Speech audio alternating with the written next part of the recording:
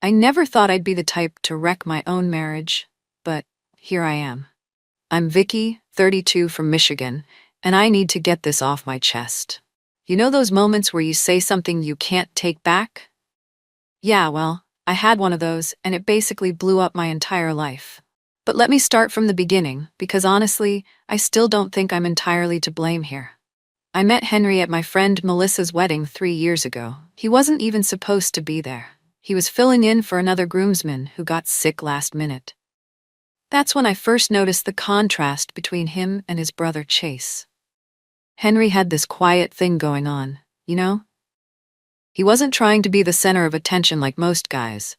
Plus, being a commercial airline pilot definitely made him stand out from all the boring accountants and salesmen I usually met. Chase was the life of the party, though. He kept everyone laughing, knew all the latest TikTok dances, and honestly, he was the one I noticed first. But Henry was the one who actually made a move. He asked for my number while Chase was busy entertaining everyone else.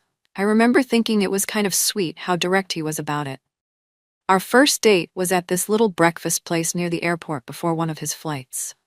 He ordered this ridiculous amount of food, pilot thing, apparently, and we talked for hours. He was different from the guys I usually dated.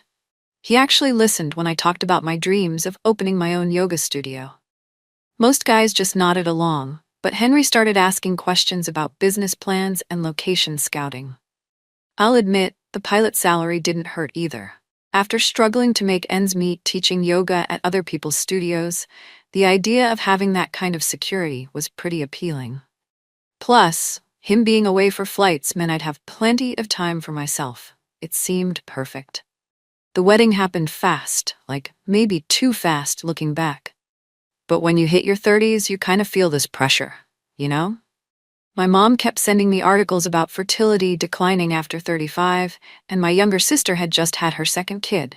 Henry seemed like the perfect package. Stable job, good family, and he actually supported my yoga business dreams. Chase was Henry's best man, and that's when things got complicated. During the wedding planning, we spent a lot of time together. The three of us, I mean. Chase would come over with takeout when Henry was on long-haul flights, claiming he was checking on his future sister-in-law. He'd make these little jokes about how I was too fun for his serious brother, and I'd laugh them off. But something about them stuck with me. The ceremony was beautiful, but what I remember most is Chase's best man speech. He told this story about how Henry had always been the responsible one, the one who made their parents proud, while he was the screw-up who bartended and couch-surfed. But the way he told it was like he was proud of being the fun one, the free spirit.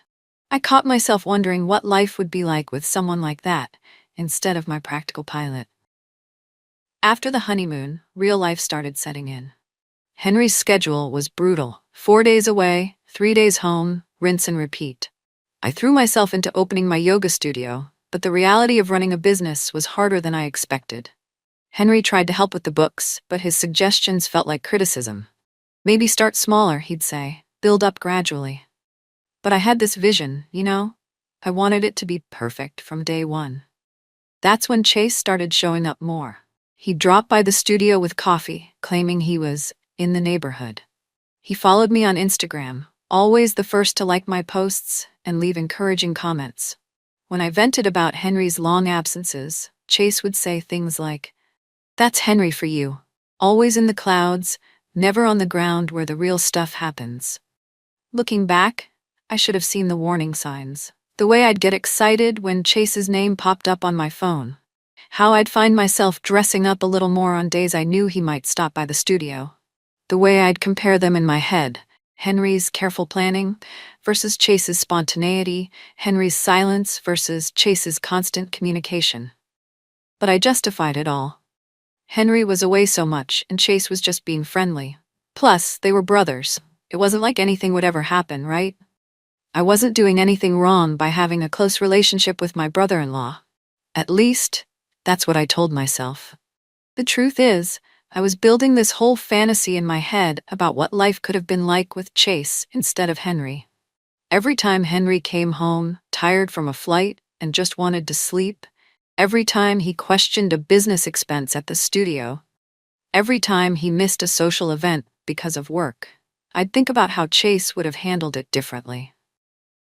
I started following Chase's social media more closely, liking his posts about the bar where he worked, watching his stories about the crazy nights and fun customers.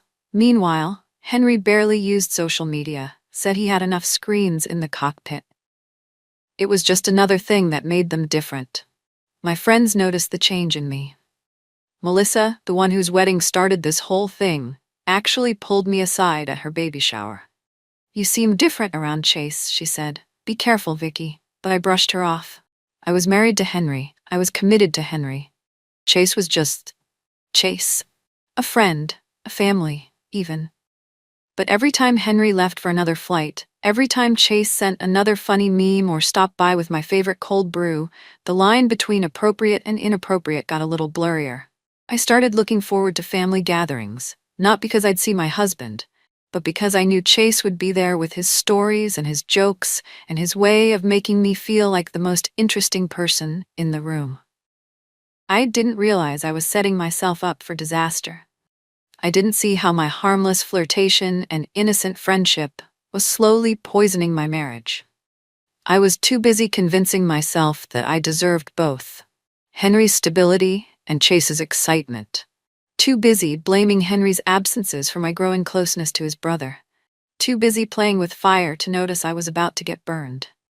Things really started falling apart 6 months into the marriage. Henry's airline added more international routes, which meant longer stretches away from home. The money was better, sure, but I was spending most evenings alone in our new house, scrolling through social media and watching Chase's stories from the bar. He always seemed to be having so much fun while I was stuck at home managing a struggling yoga studio. I started making excuses to see Chase more often. I'd sign up for evening classes at his gym, conveniently located near his bar. "Just trying to expand my yoga network," I told Henry when he noticed the charges. Chase would stick around after his workouts, and we'd grab dinner, talking about everything and nothing. He understood my frustrations with the studio in a way Henry didn't.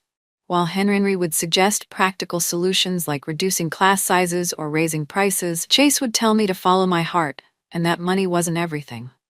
The studio was bleeding money, if I'm being honest. I'd maxed out 2 credit cards buying high-end equipment and luxury decor, convinced that Instagram-worthy aesthetics would bring in clients. Henry started asking questions about the business finances, but I got defensive. "You're never here anyway," I'd snap. "What do you care how I run things?" That's when the secret meetings with Chase started. I told myself it was for business advice. He ran a bar after all. But we both knew that was just an excuse. We'd meet at this quiet coffee shop across town, far from his usual haunts. He'd listen to me complain about Henry's absence, about his obsession with saving money, about how he didn't understand my vision for the studio. "Henry's always been like that," Chase would say, leaning in close. "All work and no play. Remember that time he missed your studio's opening party because of a last-minute flight?" Of course, I remembered. Chase had been there instead, helping me welcome my first clients, making everyone laugh with his silly attempts at yoga poses. Our text conversations got longer and more frequent. I started checking my phone constantly, hiding the screen whenever Henry was home. Chase would send me songs that reminded him of me, funny memes about yoga, pictures of sunsets from the bar's rooftop with captions like, "Wish you were here to see this." I saved them all. Henry noticed the change in me, I think. He started trying harder when he was home, cooking dinner, suggesting date nights. But I was already pulling away. Everything he did seemed wrong somehow. His practical gifts felt thoughtless compared to the little surprises Chase would leave at the studio. My favorite energy drinks, cute workout tanks he'd seen at the mall. The money issues got worse. I kept hiding purchases from Henry, justifying them as business expenses. Chase encouraged this, telling me I deserved nice things, that Henry was too controlling with money. When Henry found out I'd spent our vacation fund on a meditation room renovation, he was furious. "You're acting like a teenager," he said. "This isn't sustainable." I stormed out and drove straight to Chase's bar. That night, Chase and I stayed talking until closing time. He mixed me fancy cocktails and listened to me rant about Henry's controlling behavior. "You're too good for this," he said, touching my hand across the bar. "You deserve someone who gets you." The way he looked at me, I felt something shift between us that night. The next day, Henry tried to have a serious conversation about our finances. He'd found more credit card statements I'd hidden. Instead of owning up to my mistakes, I turned it around on him. "Maybe if you were home more, I wouldn't need to spend money to feel better," I said. "Chase understands that people need more than just practicality to be happy." That was the first time I saw real hurt in Henry's eyes. He got quiet, quieter than usual, and left for a 3-day flight without saying goodbye. I told myself he was overreacting. Chase agreed with me when I called him crying about it. He came over that night with takeout and wine, and we sat on the couch watching bad reality TV until 2 a.m. Looking back, I can see how it all snowballed. Every time Henry questioned my decisions, I'd run to Chase. Every time Henry was away, Chase was there. I started comparing them constantly, how Chase would compliment my new yoga outfits, while Henry would ask about the price tags. How Chase would spontaneously bring me lunch while Henry stuck to our agreed budget for dining out. The breaking point started at a family dinner at Henry's parents' house. I'd had a rough week at the studio. 3 clients had canceled their memberships, complaining about the high prices. Henry had suggested lowering the rates again, and I was still angry about it. So when his mom brought out the wine, I didn't hold back. Chase was sitting across from me, telling everyone about this wild bachelor party at his bar. Henry was quiet, picking at his food, probably tired from his flight.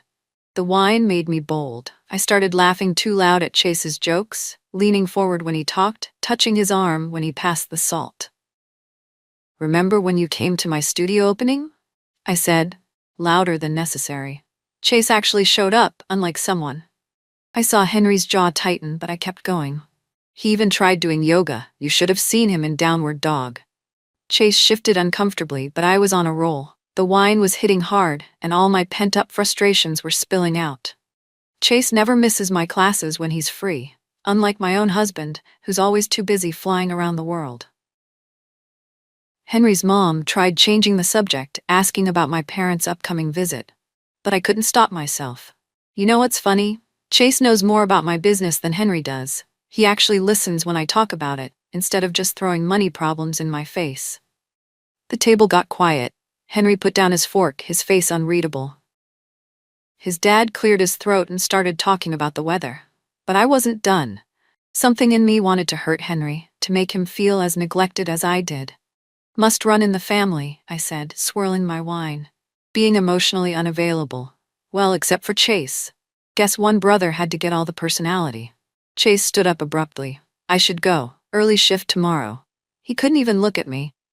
Henry's mom tried to convince him to stay for dessert, but he made his excuses and left. The silence after he went was deafening. Henry didn't say a word on the drive home.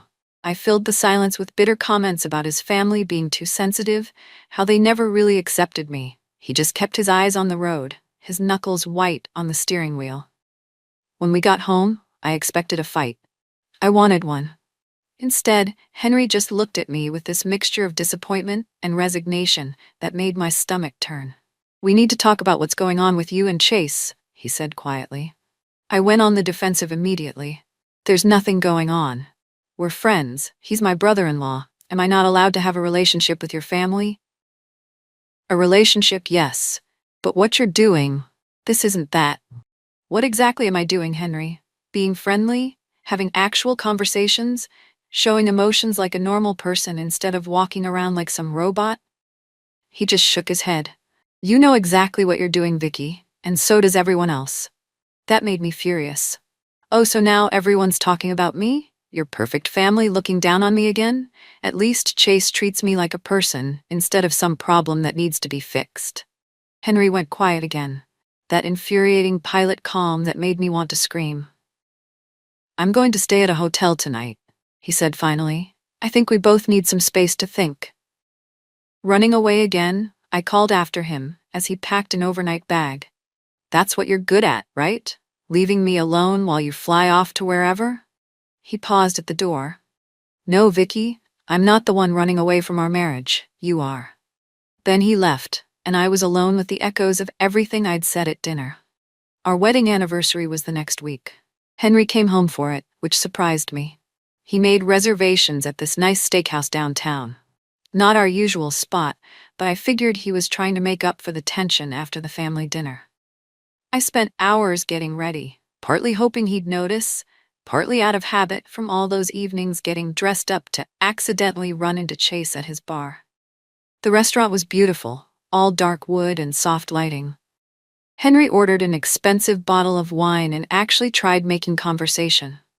He asked about the studio, and I found myself wishing he'd just lecture me about the finances instead. This attempt at normalcy felt worse somehow. Then he gave me his gift, a laptop. A practical, professional-looking laptop. For the studio's bookkeeping, he said. It has all the software you need to manage the business properly. I just stared at it. Earlier that week, I'd seen Chase's Instagram story showing the designer watch he'd bought his girlfriend for their 6-month anniversary. The contrast hit me hard. Here was my husband on our wedding anniversary, giving me accounting software.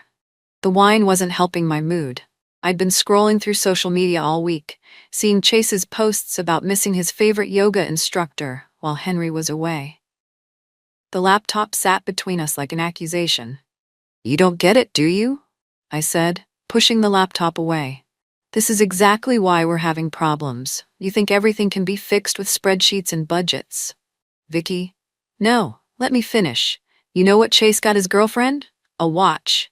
A beautiful, thoughtful watch, not some practical office supply." Henry's face went completely still. "Why are you so concerned about what Chase gives his girlfriend?" "That's not the point. The point is, you don't understand me at all. Chase would never." "Would never what, Vicky?" The wine, the frustration, the weeks of building resentment, it all came pouring out. "Chase would never treat me like some business problem to solve. He actually sees me as a person, not just some line item in his budget spreadsheet." I laughed bitterly. "You know what? Sometimes I think I should have married him instead." The silence that followed was absolute. Henry just looked at me for a long moment, then stood up slowly, deliberately. Without a word, he walked out of the restaurant, just left me there. I sat there in shock for a few minutes, then did what I always did when things went wrong. I called Chase. But this time was different. Instead of his usual sympathetic tone, he sounded distant. "You went too far, Vicky," he said. "Way too far. But, no. You need to fix this, or don't, but I can't be your backup plan anymore." He hung up. I stared at my phone, then started posting on social media, vague quotes about settling and true happiness. I was sure Henry would see them and realize he was overreacting.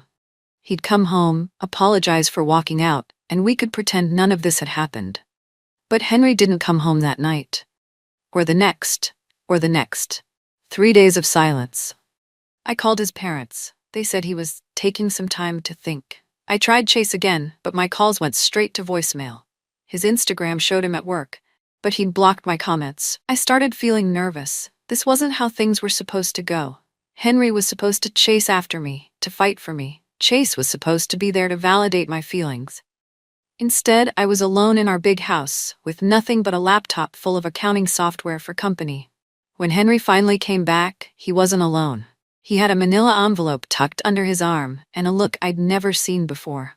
Not angry, not hurt, just done. He set the envelope on our kitchen counter, while I stood there in my yoga pants, trying to act like I hadn't been obsessively checking both brothers' social media for 3 days straight. "I think you should sit down," he said, using his pilot voice, the one he probably used during turbulence to keep passengers calm. I sat. He opened the envelope and started laying out papers. Screenshots of text messages, Instagram DMs. Photos of Chase and me at that coffee shop across town. Security camera stills from his bar showing us staying late after closing. Bank statements showing all the times I'd eaten at his bar when Henry was flying. Everything had dates, times, locations. "Chase gave you these?" My voice sounded small even to me. "He's my brother, Vicky. Did you really think he wouldn't tell me what was going on? He's been keeping me updated for months." The reality hit me like a slap. All those times Chase had listened to me complain about Henry, all those secret coffee meetings, all those late-night texts, Henry had known. Chase had been reporting back to him the whole time. That's invasion of privacy?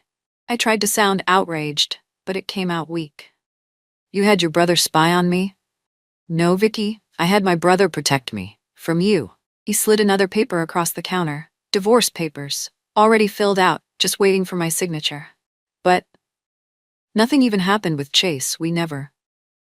Didn't it? Henry's voice was tired. Maybe not physically, but you chose him. Every time you ran to him instead of talking to me. Every time you compared us. Every time you undermined our marriage to get his attention. And then that comment at dinner. I was drunk. It was just a joke. No, it wasn't, and we both know it. My phone buzzed. Instinctively, I reached for it, hoping it was Chase. Instead, it was a notification that Chase had blocked me on Instagram. When I looked up, Henry was watching me with this sad, knowing look. He's engaged, by the way, Henry said quietly. Has been for 2 months. That designer watch you were so impressed by. It was an engagement gift. He just didn't post about it because he knew you'd make a scene. The room started spinning. Chase was engaged to that girlfriend he barely posted about. All those times he'd let me flirt with him. All those deep conversations about feelings and understanding. You know what the worst part is? Henry continued. He tried to warn me before the wedding. Said you seemed more interested in him than me. But I defended you. Told him you were just friendly, that you'd never. He trailed off, staring at the divorce papers between us. I noticed his hands were shaking slightly, the first time I'd ever seen him lose that pilot's composure. The studio's failing, isn't it? He asked suddenly. That's why you've been taking money from our savings. Chase told me about the credit cards, too. I felt the walls closing in. Everyone knew. They'd all been talking about me, comparing notes, while I thought I was the one in control of the situation. That was 6 months ago. Now I'm living in my friend Melissa's spare room because I can't afford my own place. The studio closed last month. Turns out Henry was right about those spreadsheets being important. The bank seized most of the equipment to cover the loans I'd taken out. I tried blaming Henry for not supporting my dream, but even Melissa's stopped buying that excuse. Henry got the house in the divorce. His lawyer had a field day with those bank statements showing how I'd been draining our savings. My Instagram following dropped by half when people realized I wasn't a studio owner anymore. Most of my yoga entrepreneur friends disappeared when I couldn't host their workshops or promote their products. The worst part? Henry's dating someone new. One of my former students, actually, Samantha, the one who runs that successful physical therapy practice. She's everything I pretended to be. Financially responsible, genuinely supportive, honest. I saw them at the grocery store last week. He was laughing, really laughing, not that polite chuckle he used to give my jokes about Chase. Oh yeah, Chase. He's married now. The engagement photos were gorgeous, his wife looking perfect in her designer watch. They moved to Chicago for her job, but not before Chase wrote me a letter. He said he'd only ever seen me as a sister-in-law, that he'd played along with my flirting, because he was gathering evidence for Henry. That all those deep conversations we had were just him trying to protect his brother. That he'd never been interested in me that way. He was just being nice because of Henry. My friends have mostly taken Henry's side. They say I was obviously wrong to flirt with Chase, that joking about marrying him instead was cruel. Even Melissa, who's letting me stay with her, keeps making these little comments about learning from our mistakes and taking responsibility. But here's the thing. I still think Henry shares some blame here. If he'd been more present, more understanding about the studio, more like Chase, well, maybe things would have been different. Maybe if he hadn't been so focused on budgets and spreadsheets, I wouldn't have needed to look elsewhere for validation. I saw on Facebook that Henry's parents are hosting Thanksgiving this year. Samantha posted about helping with the cooking. Apparently, she's good at that too. My invitation got lost in the mail, I guess. Chase and his wife will be there showing off their perfect life and that stupid watch. Sometimes I wonder what would have happened if I'd actually married Chase instead of Henry. But then I remember the look on his face when he gave those screenshots to Henry. How easily he turned on me, how he'd been playing me the whole time. At least Henry was always honest about who he was. The irony? That laptop Henry gave me for our anniversary would have been really useful for job hunting right now. But I left it behind when I moved out, too proud to admit he was right about needing better business management. Melissa says I should see a therapist, work on myself before dating again. She doesn't understand that I'm not the problem here. I just made the mistake of marrying the wrong brother, even if that brother never actually wanted me in the first place. The other day, I drove past our old house. Henry's car was in the driveway next to Samantha's. Through the window, I could see them in the kitchen, cooking together. He was showing her something on that laptop, probably teaching her how to use those accounting programs he tried to get me to learn. They looked happy, comfortable, like they belonged there. I sat in my car and cried for an hour.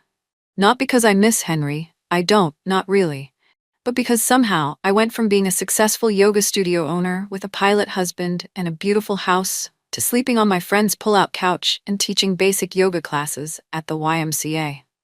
And the worst part, deep down, in the quiet moments when I'm really honest with myself, I know exactly whose fault it is.